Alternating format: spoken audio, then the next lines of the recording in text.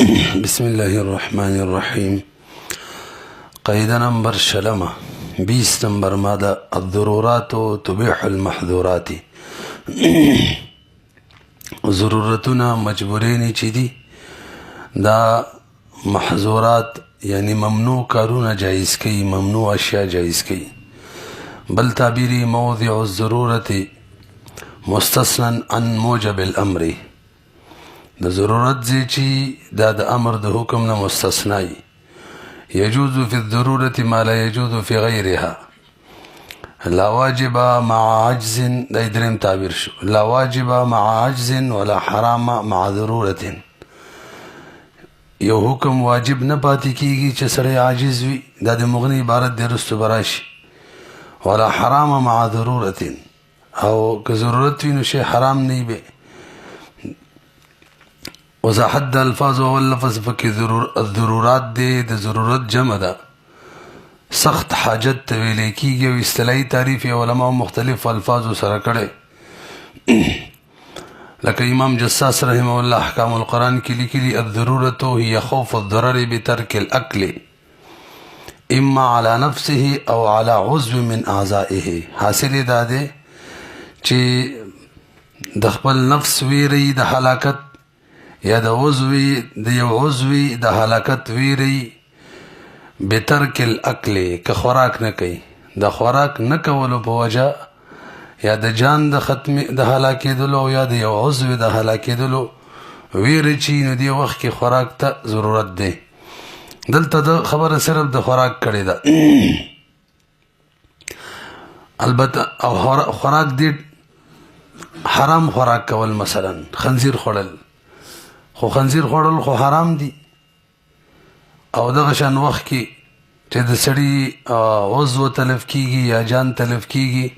نو بس وایي ضرورت دی مباح کیږي. نو صرف د خوراک مسله نه ده، هر حرام شی شي دغه شان ضرورت په وخت کې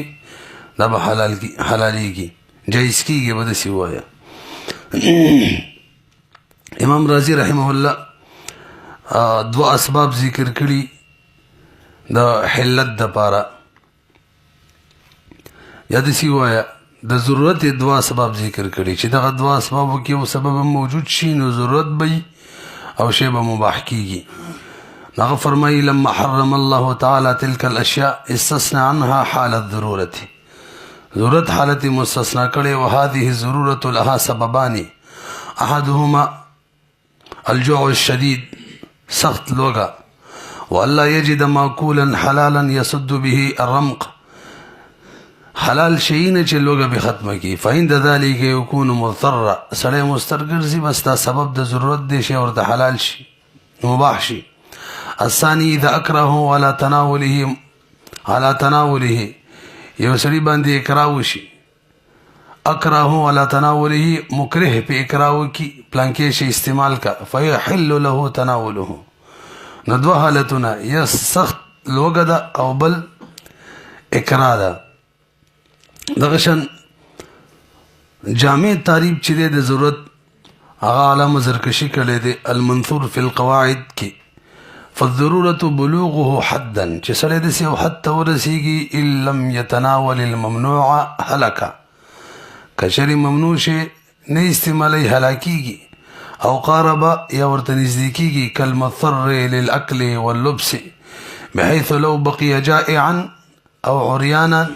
لمات او تلف منه عضو وهذا يبيح، دا شی مباح کوي تا تناول د محرم حرام شي. ورسېدلی به بهرحال حاصل دا دی که حرام شي سړی ورته دومره محتاج شي که چېرې استعمالي نه کي نمری یا یو عضو تلف کیږي نو دې ته ضرورت ویلی کیږي او دا قاعده پکې جاری کیږي الضرورات تبيح المحظورات. حکم د ضرورت دا دی چې بعضی حرام اشیاء چې دي هغه د ضرورت په وجه باندې باقاعده حلال شي، او بعضی حلالیږي نه خو د مباح معامله ورسره کیږي، معامله المباح، معامله د مباح ورسره کیږي. بیا علماء لیکلي دي انسان چې د کوم اشیاء خواهش لري، انسان چې کوم اشیاء ته محتاج وي، دې 5 مراتب دي. یو بکی مرتبه د ضرورت ده، انسان ورته محتاج وي، کچری نه استعمالي امري یا عضو تلف کیږي. نو ضرورت تعریف هم وشو او د ضرورت حکم هم بیان شو. دویم نمبر دی بکی حاجت. حاجت چاته ویل کیږي؟ دې درجه ضرورت نه لګلان دی. دا که یو سړی حرام شي استعمال نه کی، امري نه عضو نه تلف کیږي، البته په حرج او تکلیف کې غورځيږي. لکه علماء تعریف کړی دی غمز عیون البصائر کی، والحاجت على محمویها والحاجت کالجائع. حاجت لکه وږی سړی دی، الذي لو لم يجد ما يأكله، کچری د خوراک شی ونه موندي نو هلاکیږي نه. لم يهلك غیر انه يكون في جهد ومشقه، جهد او مشقت کې ورزيږي. وهذا لا اوس حکم د دې سره د حاجت حکم څه دی؟ دا ته حرام شی مباح کوي نه ضرورت پشان. وهذا لا يبيح الحرام. البته روجدار ته رمضان کی جایز کی چې روجه دی ماته کی، ويبيح الفطر في الصوم. نو دا غینه درجه لګه کم شو، حرام نه حلالي، هایو کار کوي وسم. روجدار ته جایز د روجه دی ماته کی. به د حاجت 2 اقسام دي، او به په حاجت باندې کم تخفیفات دي، کم رخصتونه دي، دغه بیان به ان شاء الله ماده نمبر 31 کې راشي. الحاجت تنزل منزله الضروره عامه او خاصه کی. دریم نمبر شی منفعت ده. د حاجت دم درجه کم ده. دغه اشیاء ته ویل کیږي چې سړی استعمال کې سړی ته نفع ملاويږي، که استعمال یې نه کی نمري یعنی عضو تلف کیږي لکه ضرورت کی، او نه په شدید حرج کې لویږي لکه په حاجت کې. د دې مثال به داسې لکه خوراکونه لکه شیخ ادریس صاحب چې کوي، او دغه شان د قوت والا غذاګانې چې دي، نو دا بدن ته نفع ورکوي، او که څوک استعمال نه کی د ضرورت پشان هلاکیږي نه، او نه د حاجت پشان په تکلیف کې لویږي. د دې حکم سره د دې حکم دا دی چې نه حرام شی درته مباح کوي، حلال کوي، او نه دا جایز ده چې د دې په وجه باندې سړی روجه ماته کی. هغې نه مراکته شو که خیر وي. دریم نمبر دی زینت. دا د منفعت نم لږ راښکته ده. هغه اشیاء ته ویل کېږي چې سړی به طور زینت استعمالوي، که بدن ته نفع نه ورکوي. مخکې کې بدن ته نفع هم وه. هغه اشیاء چې به طور زینت استعمالیږي، یعنی بدن ته څه نفع نه ورکوي، صرف تفریح او خوشحالۍ دپاره خلک استعمالوي، که نه استعمالوي نه جان تلف کیږي، نه عضو تلف کیږي، نه په سخت تکلیف کې لویږي لکه د ضرورت او د حاجت بشان، او نه بدن ته نفع ورکوي لکه څنګه چې منفعتو. نو د دې دواړو حکم دا دی. مثال یې دا دی لکه خوږ شی خوړل، او حکم د مخکې او د دې دا مخکې خو بیان شو، د دې هم هغه شان دی چې نه حرام شی مباح کوي، او نه روجهدار ته جایز کوي چې روجه دې ماته کړي. 5 نمبر فضول شی نه، یعنی هغه اشیاء که څوک استعمال نه کړي نمري، نه عضو تلف کیږي لکه څنګه چې ضرورت کیو، نه په سخت تکلیف کې لویږي لکه څنګه چې حاجت کیو، نه بدن ته نفع ورکوي، او نه بطور تفریح او خواهش استعمالیږي. دا به کوم شی؟ هغه اشیاء چې هغه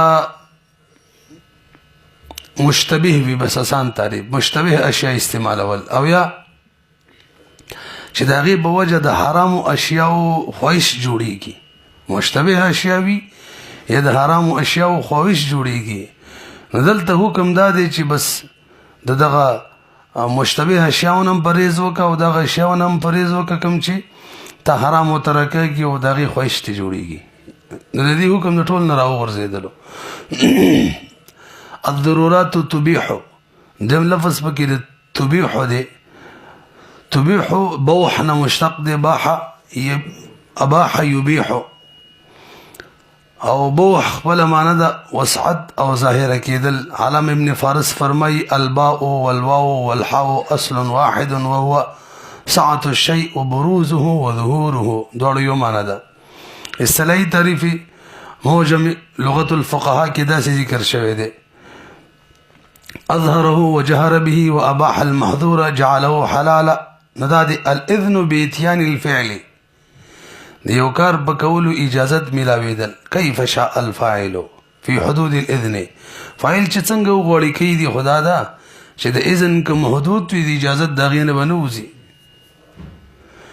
مضارب ته د کوم قید فیدی رب المال وتول کوي نو داغه په مال کې تصرف جائز دی خو قید نه بنوزي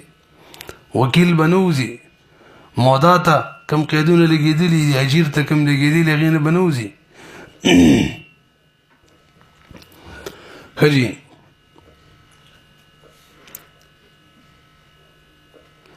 دلته چې دی لفظ د ما څنګه دی الضرورات تبيح لفظ د تبيح چې دی دا د دې لپاره نه دی استعمال شوی چې حلال دی کی بلکې شی به حرام او ممنوع وي معامله به ورسره د مباح کیږي څنګه چې مباح باندې سړی نه ګناهګاریږي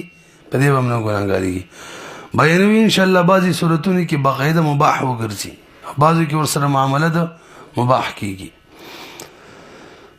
خجی درر الحکام کی تعریف داسې کړی دی هو الشيء الذي يجوز تركه وفعله مباح في نظر الشرع والمقصود من المباح ها هنا ما ليس به مؤاخذه صرف مؤاخذه فی نوی یعنی معامله د مباح پکې کیږي دا نه چې باقاعده جایز هم شو مباح هم شو حلال هم شو الضرورات تبيح المحظورات دریم لفظ پکې محظورات دی د محظوراتون جمع ده حذر نه مشتق دی خپل لغوي معنی د منع يدل على المنع موجم مقاييس اللغات اصطلاحي تعریف منع الشيء منعا يثاب على تركه ويعاقب على فعله یو شی نه داسې منع کېدل چې په منع کې ثواب وي او په فعل کې سزا وي موجم لغت الفقهاء دا تعریف کړي مفهوم د قاعده الله جل جلاله انسان معظم او مکرم جوړ کړي دي او داغه د نفس د حفاظت حکم یې کړی دی چې نفس به محفوظ ساتي او انسان نفس ته چې کوم تکلیفونه ضررونه لا حق کیږي چونکه شریعت حکم د حفاظت کړی دی نو اسانتۍ به دغه تکلیفونو او ضرورتونو کې پیدا کړی ده الله جل شانه نفس انسان معظم او مکرم ګرځولې د هغې د حفاظت حکم کړی دی لہذا کوم تکلیفونه مشقتونه چې دغه نفس تعارض کیږي لاحق کیږي نو اسانتیا یې پکې پیدا کړې ده د غیر پر شریعت قواعد ذکر کړي باقي کې ودا قاعده هم ده الضرورات تبيح المحظورات انسان ته کوم ضرورتونه تکلیفونه لاحق شي بس تبيح المحظورات حکم اسانتیا حکم یې پکې لګولې سره د دلوګي نمرې به قدر ضرورت حرام خړلې شي حرام سکلې شي پردې مال خړلې شي دا ټول به بیانوي ان شاء الله البته یو خبر وزین کې کیدو ندا سي د هر مجبوری دی ضرورت وي او ندا سي د هر ضرورت دی ته حرام شي حلال کی نه هر مجبوری ته ضرورت ویلې شو بلکې ځینې وخت کې مجبوری حاجت وي ځینې وخت کې منفعت وي موږ ته ضرورت وایو ځینې وخت کې زینت وي موږ ته ضرورت وایو نو نه هر مجبوری ضرورت وي بلکې ضرورت بکړي چې کله جان تلف کیږي یا عضو تلف کیږي او نه دا سیده چې هر ضرورت دی ته حرام شي حلال کی لکه د بل قتل دا ته نه حلالي دلائل لقیدی الله قرآن کی فرمای جل جلاله انما حرم علیکم المیتة والدم ولحم الخنزیر دا درې شیونه الله حرام کړي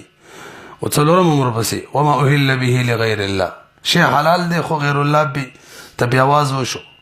نو څلور شو مجموعي تور ورپسې فرمایي فمن اضطر غیر باغ ولا عاد که څوک محتاج شي خو چې باغی نه خپل خواهش په حرام پوره کون کې نه یا ضرورت نه راغله شبیر احمد عثماني صاحب رحم الله فرمایي ضرورت نه راغله استعمالي داسې نه ولا عاد څومره ضرورت د غینه تجاوز نه کوي بقدر ضرورت څنګه چې رسوم در روانه ده فلا اثم عليه ان الله غفور رحيم بیا الله وایي چې ګناه به نشته ان الله غفور رحيم الله بخشش کون کې رحم کون کې دې تخپل کوشش کوا چې تجاوز ونه کې کلک څه نه څه شوی نیت نه دی نه و شوی بس الله بخشش کون کې دی بل آیت کې الله فرمایي انما حرم عليكم الميتة والدم ولحم الخنزير وما أهل لغير الله به فمن اضطر غير باغ ولا عاد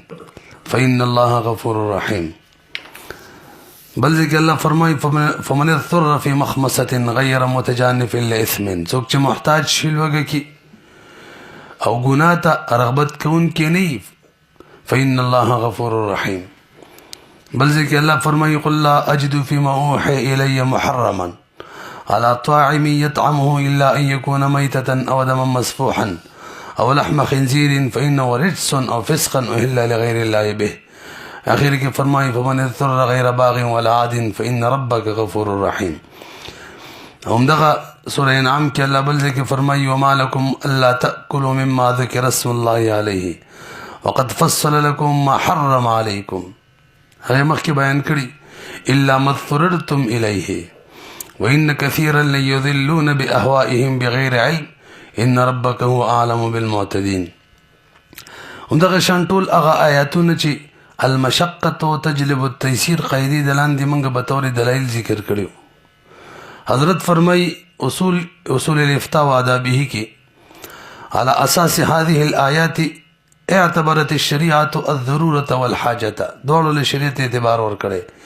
في كثير من الأحكام الفقهية حتى جاءت الرخصة على ذلك الأساس في تناول بعض المحرمات القطعية بقدر الضرورة کړي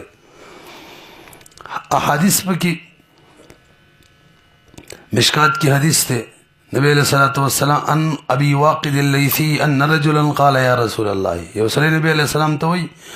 ان نكون بارض من کله په یوځای کې یو ځمکه باندې فتصيبنا بها المخصمه من ته لوګه ورسیږي چې اوس په من څه کوو فمتى يحل لنا الميتة مردار را تکل حلاليږي نبی علیہ السلام ورته وی قال فما لم تصطبحوا کله چې تاسو په وخت سبا شودنه موندئ وتغتبقوا او په وخت ما خام شودنه موندئ او تحتفئوا بها بقلا قجوري نموندي چې خوراک پیو کوي نو بس ورپسې فرمایي فشانکم بها مرداري سره بس به خپل خوخه ده مطلب درته جایز ده ضرورت حالت شنو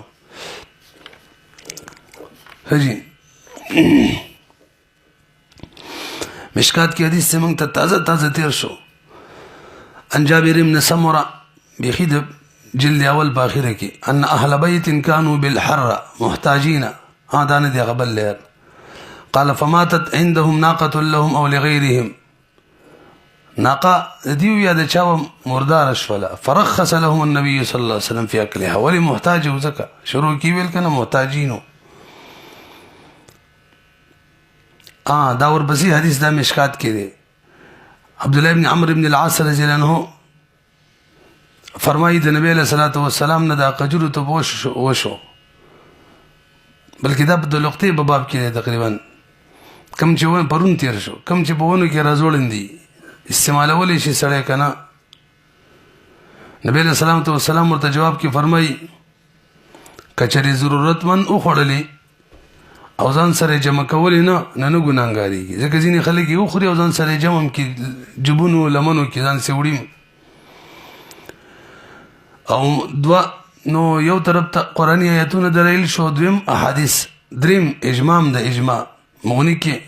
علامه ابن قدامه رحم الله لیکلي اجماع العلماء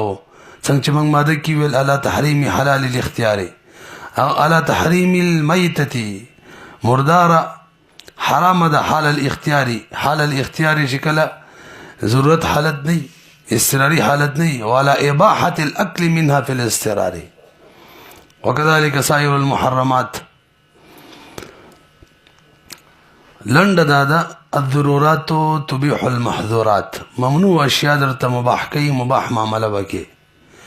خدا د منګ ویل چې دا څنګه د چهره مجبوری ضرورت دی او دا څنګه د چهره مجبوری دی هر ضرورت دی تا حرام شی مباح کی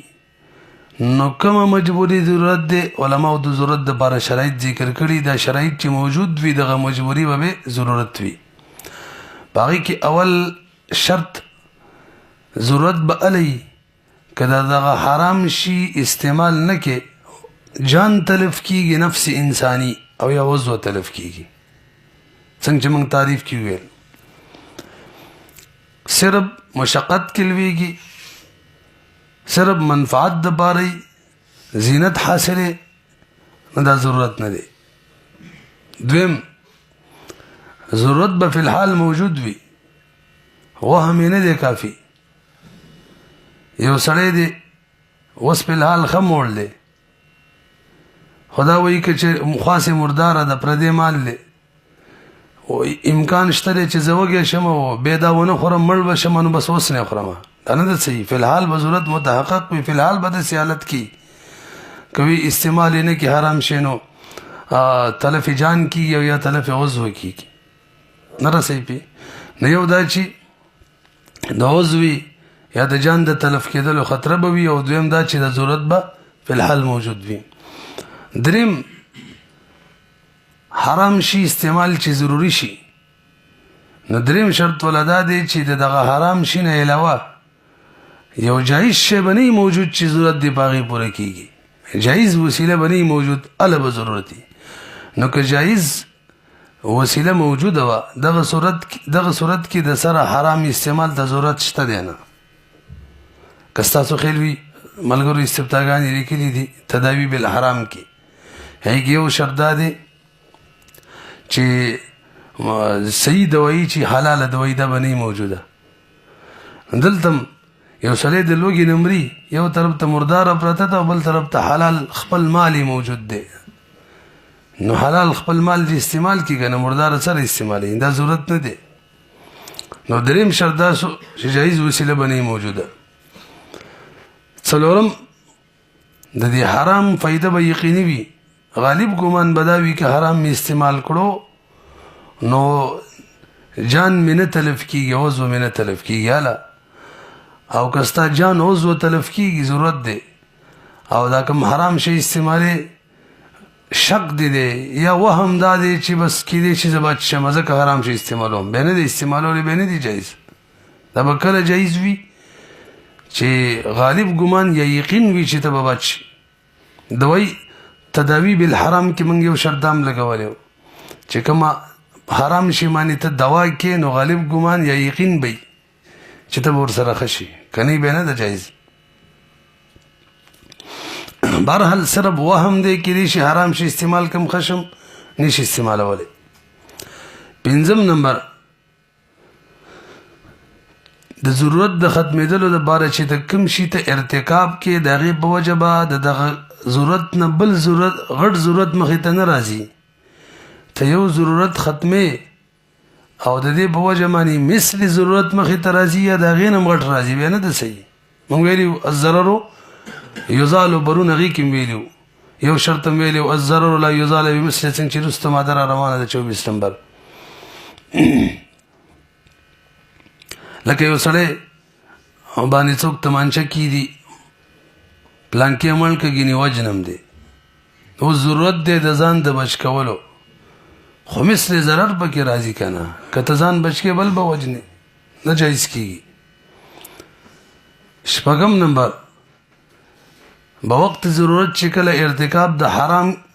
بوقت ضرورت چې کله ارتکاب د حرام کې نو به قدر ضرورت وکي چې څومره پوری ستاسو ضرورت پوره شي د مرګ نه بچ شي او عضو د تلف کېدو نه بچ شي بس کافی ده زید باندې کې لکه څنګه چې رستم مادر روانه د ما ابيح للضروره يتقدر بقدرها وم نمبر همدغه مفهوم دی تقریبا چې تر کوم وخت پورې ضرورت وي تر هغې وخت پورې به استعمالوي لږ شان بدل شو نو د ضرورت وخت ختم شو استعمال به هم بند دی مخکې دا و مقدار خبره وه دومره مقدار به استعمالی چې ضرورت دی پوره کړي اوس دلته د وخت تر څومره وخت به دا استعمالی لکه یو سړی دی د لوږې نه مرید څه هم نشته صرف مرداره ده نو بس لږه به دومره وخوري چې د لوږې نه بچ ماښام له بیا دغه شان حالت شو یا سبا له که نه خوري د لوږې مري بیا دې وخوري دومره بل سبا له بیا شو بیا دې وخوري او بیا حلال رزق موجود شو له درې څلور ورځې پس نو بس نور به پرېږدي اوله قاعده اب دې کې به څومره به خوري د اول شرط د دې مخکې شرط چې و شپږم دا هم شرط به دې کې دی څومره وخت پورې به خوري پوه نه شولې لکه څنګه چې وروستو 22 او 23 مادي را روانې دي ماجاز لعذر بطل بزواله بس عذر ختم شو دغه شان اذا زال المانع عاد الممنوع کجی لنډه دا الضرورات تبيح المحظورات ضرورات چې دي محظورات یعنی ممنوعات تا مباح کوي او من دا ویل چې هر ممنوع هر محظور نه مباح کوي نو راځي دغه محظورات و ممنوعات و اقسام ذکر کو نو درې اقسام دي بعضی ممنوعات و محظورات هغه دي چې په وخت ضرورت باقاعده مباح شي یعنی د سره حرام پاتې نشي لکه یو سړی دی د لوږې نه مري مردار شي خوراک ورله باقاعده مباح شي چا به تمانچه به سریخي وجنم دی مردار وخوره مردار شي ورله باقاعده مباح شي که هغه خنزیر خوراک وي او که هغه شراب سکل وي که هغه دروغ ویلي او دلایل یې مخکې ټول تیر شو دغه شان صورت کې دا قاعده جاری کیږي او دغه شان صورت کې حکم دا دی که چېرې ته په دې قاعده که ته دا شی استعمال نه کړې او مړ شي ګناهګار مرې ځکه ته مباح شی نه استعمالې او لګوې مړ کېږي شی خو مباح شوی درته وروستو د رخصت قصه کوم انشاءالله دا به کې دوباره رماعت کو البته دومره ده چې اکراه په صورت کې اکراه ملجیه مراد ده ښه اکراه تام چې وجنم دی او یا د عضو تلف کومه داسې هسې ته وایي یو دوه درې څپېړې در کوم مرداره وخوره هغه نه دویم قسم د هغه محظوراتو ممنوعاتو دی چې هغه د اولني قسم په شان درته مباح کېږي نه څنګه چې اول قسم باقاعده مباح کېدلو هدومره ده جایز کېږي ته او که نو فرق حکم کې به تاسو فرق معلوم شي مثال اول واورئ یو سړي د چا په سر تمانچه کېښودله پردی مال وخوره یو سړي د چا په سر تمانچه کېښودله د کفر کلمه ووایه چې سره په خوله یې جاري کړي نو پردی مال خوړل دا تا ته مباح نه شو ها دی حرام البته جایز شو دله استعمال یې که مباح نه شو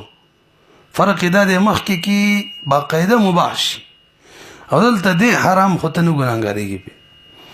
دغه شان د کفر کلمه ووایي سره په خولې باندې نو په دې کې حکم دا دی دې دواړو کې دا د رخصت اولنی قسم دی انشاءالله بیانوم چې دلته بعظیمت او عمل اولا دی کفر کلمه مه وایه پردی مال مه استعمالوه مړ دې شي سبب به ته میلاو شي ها دام جایز ده چې استعمال یې کې ځان د مرګ نه بچ کړي نه رسوي پې څو شو دوه او دریم قسم چې ممنوع او محظور شی باقاعده په دغه شان یعنی په وخت ضرورت هم مباح کېږي نه او نه پکې او نه جایز کېږي نه باقاعده مباح کېږي او نه جایز کېږي لکه څوک دی په سر تمانچه کې دی وجنم دی که دا پلانکې دی مړ نه کو نو د پلانکي مرګ ناجایز دی او داسې ممنوع او داسې محظور دی چې په یو وخت کې مطالعه نه جایز کېږي رسوي به که نه مسلمان یادو ښه تا پسې توره نه در اخیستې هغه صورتونه نه یادو هغه صورتونو کې خو جایز کېږي خپل دفاع کې وجنې یا کافر وجنې نو دې صورت کې حکم دا دی چې بس ته دې مړ شي شهید به یې خو هغه مړ نه کړي نو قاعده کې موږ داسې ویل الضرورات تبیح المحظورات ضرورات چې دي محظورات مباح کوي ولني دوه قسمه یې دا دریم قسم نه نو مخکې مونږ قدرې کې د رخصت او عزیمت بیان کړو مونږ ویل حکم دوه اقسام یو ته عزیمت ویل کېږي او ته رخصت عزیمت هغه حکم ته ویل کېږي چې ابتداء مشروع وي د بندگانو د اعذارو سره نوي متعلق د هغې څلور اقسام فرض واجب سنت او نفل او دویم نمبر رخصت هغه حکم ته ویل کېږي چې ابتداء نه مشروع بندگانو د اعذارو سره تعلق وي د هغې په وجه مشروع شي بیا د رخصت مونږ ویل دوه اقسام دي یو ته رخصت حقیقي وي یو ته رخصت مجازي وي رخصت حقیقي هغه رخصت ته ویل کېږي چې په مقابله کې عزیمت موجود وي او مجازي هغې ته ویل کېږي چې رخصت ته رخصت ویل مجازن وي مقابله کې عزیمت نه وي بیا رخصت حقیقي په دوه قسمه دی یو ته احق وي یو ته غیر احق مجازي په دوه قسمه دی یو ته اتم وي یو ته غیر اتم دا اصول کې ګران بحث دی خو تاسو وکړئ دی خبر اسانه د مخکې م کړی رخصت تعریف خو زده شو که نه څو اقسام شو مجموعي طور څلور رخصت حقیقي احق تعریف یې دا دی چې حرام شي حکم یې د حرمت دی سبب د حرمت هم موجود وي او حکم د حرمت هم موجود وي او بیا هم پکې معامله د مباح وي دا دویم قسم مې وختي په دریو کې ویلو که نه سبب د حرمت موجود وي حکم د حرمت موجود وي معامله به هم د مباح کیږي لکه اجرا د کلمه کفر په ژبه باندې اکراه په صورت کې اکراه په صورت کې مال لغیر خوړل استرار په صورت کې مال لغیر خوړل ترک د امر بالمعروف کول دا ټول مثالونه دي دلته جایز د چوکې دا کفر کلمه وې پردې مالو خوري استراري حالت کې اکراه په صورت کې امر بالمعروف ترک وکي خو بعزیمت من عمل کول اولادي والاخذ بالعزیمه اولا نرسي دویم نمبر رخصت حقیقی دی خو غیر احق دی یعنی سبب د عزیمت موجود دی البته حکم مؤخر دی نو احق به علاوه رخصت حقیقی به احق علاوه چې سبب فی الحال موجود وي د حرمت او حکم موجود وي لکه مخکینو کې چې حرمت حکم موجود شي حرامو ماته صبر بر دا جمله ویل شي ته څو حرامو خدا د چې معامله د مباح کول شي د دویم کې وسره شه سبب د حرمت موجود دی البته فی الحال حکم د حرمت چې دی دا نه دی موجود بدل شو کنه لکه لکه مسافر چې فائدته من ایام اخر حکم دی ورته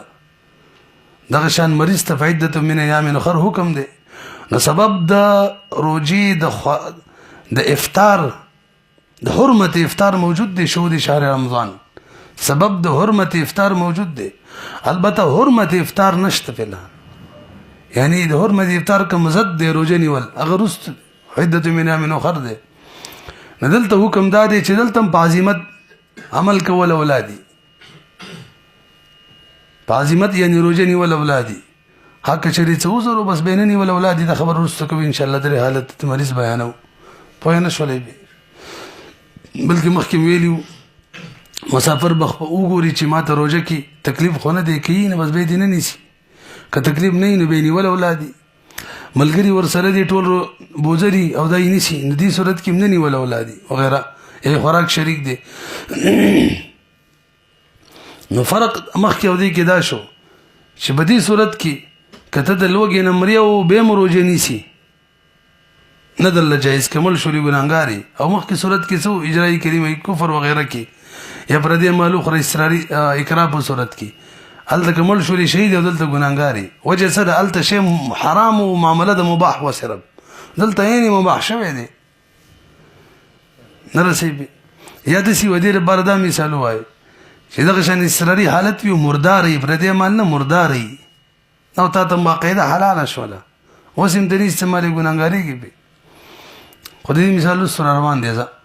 نن په ورپسې کې دی دا یو دا کوم مثال مې چې سویل دا ورپسې کې دی څو صورت شو دوا دریم نمبر رخصتي مجازي دی او اتم دی چې دا مجاز تو به بالکل اتم به مقابله کې بیخي عظمت نه موجود لکه هغه مشکل احکام کوم چې په مخکینو امتونو باندې او کوم زیاتې ګندې شي کټکې به انزل معنی کار نه کیږي وغیرہ دا موږ نه بیخي ختم شوی موږ ته ابتدایي حکم دا دی وینځه نو په حقیقت کې د عظمت دی نه رسېږي خو چونکې اسانتیا پکې ده مجازن یو ته رخصت ویلی دی نور منسوخ شوي دي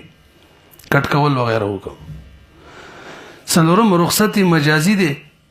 او غیر اتم دی رخصت مجازي غیر اتم مجازتوب کې لږ کمزوری دی څه مطلب په کوم محل کې چې حکم د رخصت وارد دی دا تعبیر مشکل او جوړولو کې ما باندې شروع د اوسامي کې ټیم لګېدلی په کوم محل کې چې حکم د رخصت وارد دی دغه محل کې حکم د عزیمت نشته نو رخصت مجازي شو د شی لږ سلو که څنګه اوازونه کوي پرېږده بس دلته به یې لږ شاده پوه نه شولې بې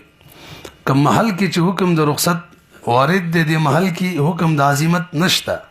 نو چې عزیمت نه وي بیا خو رخصت مجازي البته د دې محل نه علاوه نورو محلونو کې حکم د عزیمت شته لکه وختي مثالي ولا د دې مثال دی اضطراري حالت کې مرداره خوړل نه دې حالت کې حکم د عزیمت نشته چې می خوره حرامه ده او ګناهګاریږي بنا نشته که ولې نه خوړل مړ شولې ګناهګار مري اخرى دې حالت کې وتا ته باقاعده مباحه ده یعنی د حرمت ولا عزیمت ولا کوم حکم هغه بیخي نشته دې محل کې هادي محل نه علاوه څوک چې سرري حالت کې نه مردار ټولو ته حرام دلته ده عزیمت ولا حکم شته پوه نه شولې به همدغه شان مضر به خو کړی ده نو په دې حالت کې حکم د عزیمت غسل چې دی نشته دی مسوه کې ها د دې محل نه علاوه چا چې موزینی هلته حکم شته بیا سلام کې عینیت د مبیع دا نشته دی رخصت د مبیع نه خیر دی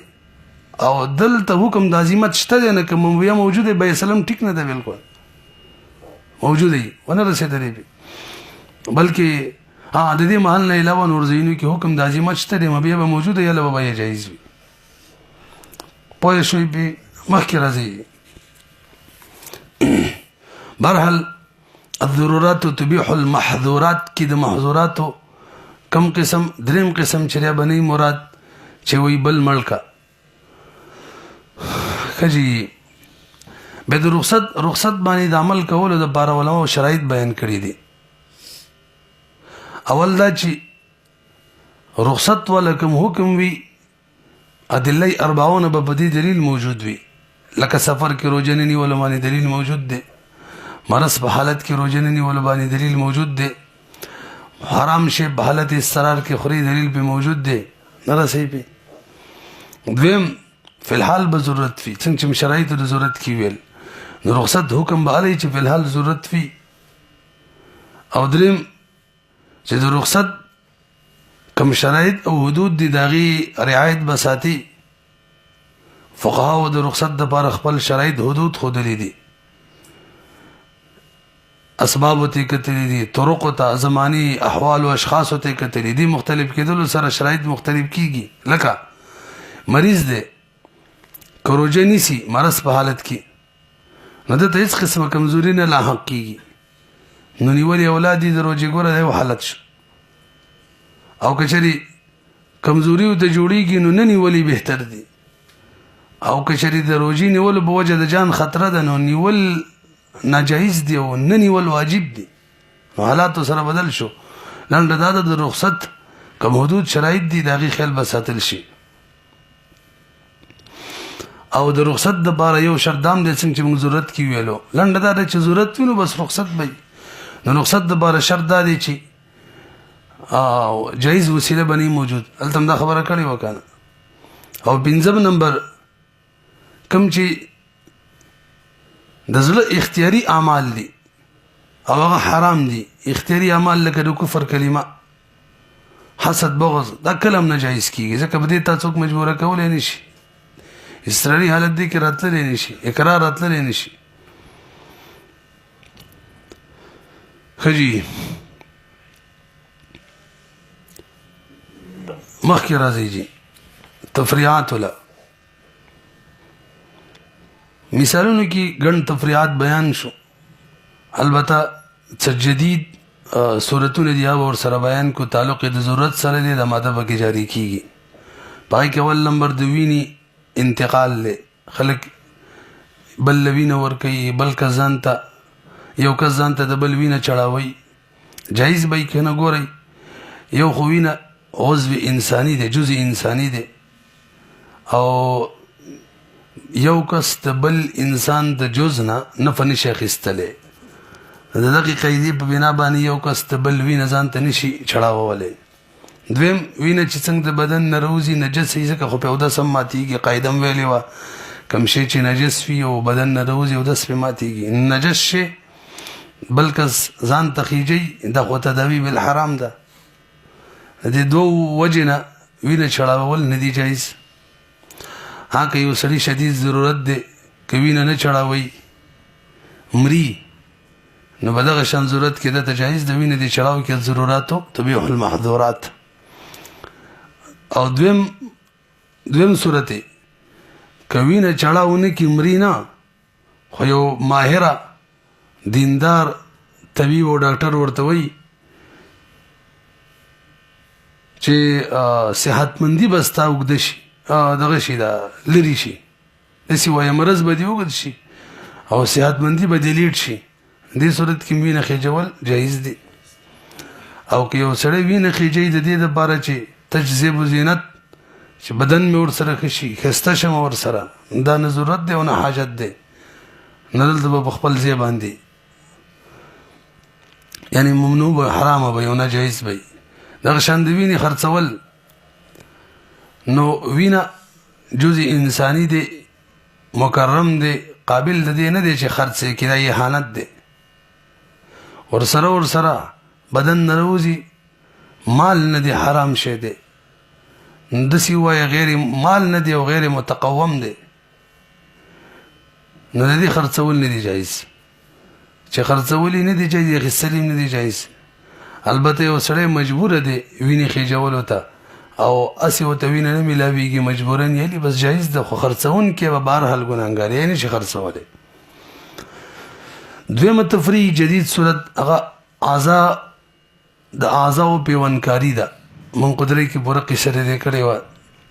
فتاوی عثماني په حاشیه باندې یو فتوا نقل ده، دلته بیا نقل کوو. یو سړی بیمار دی او یو عضو خرابه شوي د بل انسان عضو هغه ته اچوي او د هغې پیوندکاري ورته کوي. اکثر علماو رایې دا ده د پاکستان او د هندوستان چې دا نه ده صحیح، او د بعضو محققینو رایې دا ده چې په وخت د ضرورت کې جایز ده. د پاکستان او د هندوستان د علماو دغه شان د عربو علماو، نو علما وایي په دې باندې عمل کولی شي، ګنجایش پی خو دومره ده چې ضرورت وي یقیني، لکه د شرایط بیانو دا ټول موجود شي. او ورسره به سړي له پکار ده چې استغفار هم کوي، صدقه هم ورکړي. په هغې شرایطو کې یو سړی د بل عضو ځان ته لګوي، نو شرایطو کې اول شرط دا دی چې معتمد ماهر او ډاکټرانو به ورته دا ویلي چې د دې نه علاوه ستا علاج نشته، عضو به ځان ته لګې، یو شرط شو. دویم، ځکه څنګه چې مخکې مو ویل غالب ګمان به دا وي چې په عضو لګولو سره به د بیمار ته شفای کامله میلاو شي، شفا به ورته میلاو شي، یقین وي یا غالب ګمان وي. دریم، داسې عضو به د یو انسان نه رالي چې د هغه ژوند پې موقوف وي، لکه یو نه زړه روالي بلکې ولګي. دا خو مخکې شان مسله شرایطو کې ویلي که نه چې ضرورت پوره کولو د وجې نه به بل ضرورت مثل ضرورت یا د هغې نه غټ ضرورت نه راځي، دلته خو رالی ضرر لا یزال بمثله. څلورم، یو انسان نه چې عضو ورلي بلکې لګي، دا عضو به داسې عضو نه چې د یو اساسي وظیفې تعلق وي ورسره، لکه سترګې د یو نه رلي بلکې لګي. دغه شان غوږونو کوم پرده ده مثلا هغه رلي بلکې لګي. څو شو؟ څلور. پنځم نمبر، د مسلمان عضو د کافر ته، مسلمان عضو به کافر ته نه منتقلو، دا نه ده جایز. نو عضو د مسلمان به کافر ته نه وي. او شپږم نمبر، د کم کس نه چې عضو ورلو بل ته لګو، د کم نه چې رلو د ده په اجازت باندې وي، او که هغه مړ وي نو د ورثو به اجازت وي. اوم نمبر، که چېرې دغه کس مړ وي د چا نه چې عضو ورلو او لاوارث وي، نو په دغه صورت کې به حاکم اجازت ضروری دی. څنګه چې یو سړی وفات شي او مالی حاکم اخلي دغه شان صحیح شرعي حکومت شي دغه دین مین وي خزانې نه به پوره کېږي. نو الغرم بالغنم مسله ده نو اجازت به له ده نه علي. و اتم نمبر د کم کس نه چې عضو ورلو ماهر ډاکټران به دا وایي چې دې سره به د سړی مري نه او نه بیا عضو تلف کېږي څه وخت پس به دا هم ټیک شي. نهم نمبر د چا نه چې عضو ورلو د عضو راخیستلو په وجه به د هغه په جسم کې تبدیلي نه راځي چې مثلث جوړ شي لکه یو نه پوزه کټ کې بل کې لګي غوږ ته کټ کې بل کې لګي دا نه ده صحیح. لسم نمبر حتی الامکان به کوشش کوو چې یو مسلمان تم د مسلمان وضو ولګو د کافر نه. دریم نمبر تداوی بالحرام حرام شي په تور دوا استعمالول. شعر باندې وران نه کی خدای دې خیر پېښ خجی تداوی بالحرام حرام شی به تور دوا استعمالول. نو اصل دا دی چې یو شی حرام دی نو الله باغی کې سره شفایي خینه ده. ها چې کله ته ضرورت پېښ شو نو په دغه صورت کې چونکې هغه حرام پاتې نه شو نو مباح شو. نو علماء شرایط ذکر کړي تداوی بالحرام دپاره. یو دا چې ماهر او نیک ډاکټرانو به داسې ویلي چې به دې باندې بسته علاج کېږي رایې به د هغو وي. یو دویم نمبر جایزه وسیله به نه موجود مخکې ویلي یعنې جایزه دوا به نه موجود. او دریم نمبر غالب ګمان یا یقین بدای چې سړي ته به دې شفا میلاو شي هله به جایز کېږي. لکه لږ تفصیلا یې ووایو نو واورئ حرام شی چې کله دوا جوړیږي نو کله د هغې ماهیت بدل شي نو په دغه صورت کې خو باقاعده مباح شي هېڅ شرایط ورله نشته. دویم صورت باقاعده مباح حرام شی نه دوایي جوړیږي ماهیت بدل دی که نه دی شک دی پکې نو یقیني طور حرام او حلال شوی دی که نه دی که شک دی نو الیقینو لا یزول بشک وسم د حرام حکم به پې لګو. او یا یقیني معلومه ده باقاعده چې ماهیت د حرام شي نه دی ختم شوی نه دغه صورت کې شرایطو محکم ویل. بله مسله د ضبط تولید ده. د حقیقت کې دوه مسلې دي یو ضبط تولید دی یو اسقاط حمل دی. ضبط تولید یعنی داسې طریقې اختیارول چې سړی به بچی نه راوړي او اسقاط حمل چې حمل باقاعده جوړ وي به ساقطه د هر یو دوه صورتونه دي. په ضبط تولید کې اول صورت قطعی نسل دی. داسې یو صورت اختیارول چې باقاعده هغه د بچو پیدا کولو چې کوم طاقت دی هغه ختم شي قدرت ختم شي. ښځه یو که سړی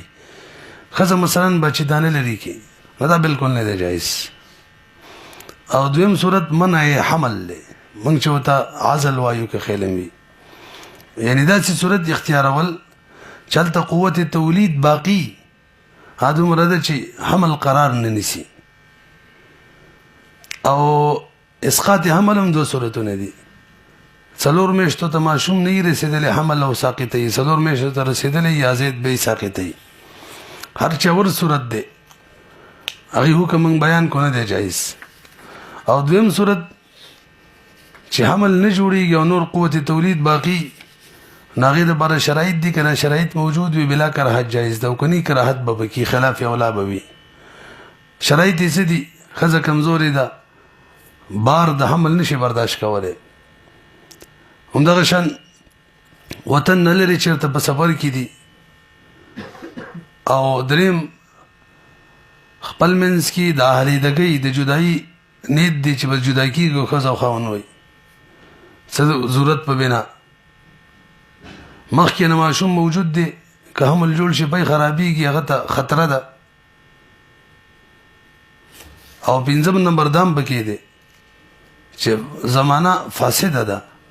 او د ماشومانو به صحیح تربیت ونه کړی شو دا نه چې رزق به ورته نشي ورکولی رزق خو الله ورکوي. دغه صورتونو کې به کولی شي عزل او ضبط تولید قوت د تولید چې دا باقی وي او داسې یو صورت اختیار کې چې حمل نه ټهراویږي.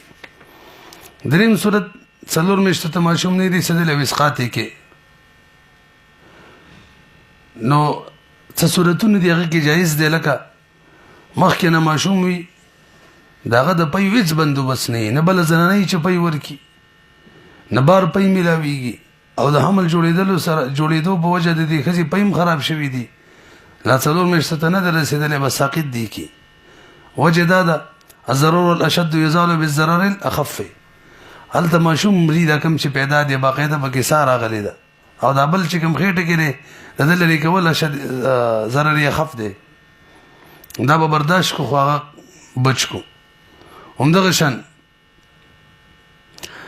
یو ډاکټر ماهر دیندار ډاکټر زنانه ته وایي که حمل دی ونه زیږو ختم دی نه کو ساقط دی نه کو نو استاد یو عضو یا استاد پوره جان د تلف کېدلو خطر ده. څلورم صورت ته مفتی رشید احمد صاحب رحمه الله مطلقاً حرام ویلې یعنی څلور میاشتو ماشومي یا د دینه زیات وي او به حمل ساقطي خو علماء دي کوم لیکلي دي کداغه شان د صورت مخې تراله چې د حمل باقی پاتې شي نو د مور د جان خطر د مري نو څنګه چې مخکې قاعده ویل د ماشوم په باره کې دا مور کې نه کنه نو که حمل ساقط کی مور ژوندې پاتې کی کنه ساقطي مور مري نو دې صورت کې د مور ژوند چونکی یقیني دی موجود دی ماشوم پته نه لګیلا د مور چې دا باقاعده مکلفه شوی دنیا ته راغلی ماشوم خو دنیا ته نه راغلی نو ضرر اشد به لري کو اخب برداشت کو نو سیدا د علماء په دې فتوا دې صورت کې محمل ځای کولای شي. خجی تصویر چې دې کوم چې اصطلاحي تصویر دی او حرام دی سخت وعیدات پر کې راغلي دومره سخت وعیدات مشکل ده که کوم بل کوم ګناه کې راغلي نو تصویر حرام دی. البته په وخت ضرورت الضرورات تبيح المحظورات جایز بشي پاسپورت له تصویر وباسي همدغه شان شناختی کارت د باري وباسي نور څه سرکاري دستاویزات دي فارمونه دي غیر لپاره ویزې لپاره دریشو رشوت اخیستل حرام دي خو چې مجبوري حق دي تلف کیږي رشوت ورکول تعالی جایز دي رشوت ورکول اخیستل دواړه حرام دي مجبوري ظلم در سره کیږي حق دي تلف کیږي بنا بر ضرورت تر رشوت ورکول شي څوک چې شیخ دی غل بهر حل حرام ریخم کپڑے اغوستل نو سړی د بار د ریخمو کپڑے اغوستل چې دی من دي نو که ضرورت نوري کپڑے شته دی نه یا یخنی د نوري کپڑو باندې کار نه کیږي او یا بل څه ضرورت دی بیماری د خارخ وغیرہ به استعمالول شي ضرورت تبيح المحظورات. دبل قاعده دي سرمرګري ده مختصر قاعده نمبر 21 ماده نمبر 21 ما ابيح للضروره يتقدر بقدرها هغه شی چې بنا بر ضرورت مباح شي نو هغه يتقدر بقدرها څومره اندازه باندې چې ضرورت وي هم ترغي اندازه پورې به مباح وي زیاته باندې کو څنګه چې مخکې بیان وکړو. بل تعبیری الضرورات تقدر بقدرها بل تعبیری الثابت بالضروره لا يعد موضع الضروره ضرورت د زینه به تجاوز نه کوي. مفهوم د قاعده دا قاعده د مخکې قاعده د بار د قید حیثیت لري التداو چې الضرورات تبيح المحظورات دلتوي بقدر ضرورت به مباح کیږي زیات نه یو سړی د لوګي نمرې حرام خړلې شي خو څومره بخوري څنګه چې مخکې قاعده کې شرایط کې ویل څومره پوری چې نه ده ضرورت پوره شي یعنی مر نه بچ شي. دلیل الله فرمایي فمن اضطر غیر باغ ولا عاد فلا اثم عليه ان الله غفور رحيم. ما تسویل شبیر احمد عثماني رحمه الله علی کې غیر باغ ولا عاد کې چې سړی به نافرمانی نه کوي باغ نافرمانی به نه کوي زیاته به نه کوي ضرورت یې نه راغلی وي استعمالي یا ضرورت راغلی او د هغې نه زیات استعمالي دا باغین دی به. تفریعات واجب اعتکاف چې دی مسنون اعتکاف دی که څوک بلا ضرورت مسجد نوزي ماتیږي الضرورات تبيح المحظورات قیدی په وجه که ضرورت پیښ شول تبعید نو بار وتلی شي خو تقدر بقدرها يتقدر بقدرها ضرورت څنګه پوره کی مخ سره بر روانيږي د سینې چلته به خلکو سرګه په لګي کني ماتیږي به اعتکاف دیم زنانه ډاکټر نشته سړی ډاکټر زنانه له علاج کوي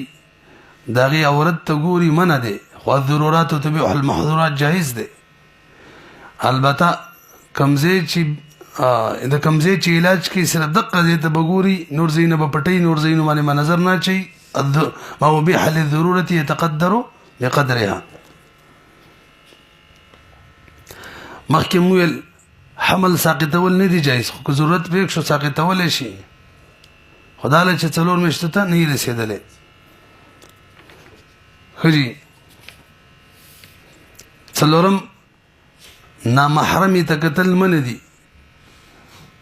الضرورات تبيح المحظورات په وجمانه د کومې سره نکاح کې ضرورت دی ورته قتل شي خو يتقدر بقدرها دانه چې قلال ور سره ګرځي راګرځي او غین پس ور سره نکاح کې نه بس ورور پلار به ور سره ناشتي او ته وګوري بس دومره به کافي جایز بشي همدغه شانی د بل مثال یو سره د لوګي نمرې حرام شي خړل من دي ضرورات تبيح المحظورات په وجه جائز خودمره بخوري چې سره د مر نه بچي تقدروا بقدرها بس وکړو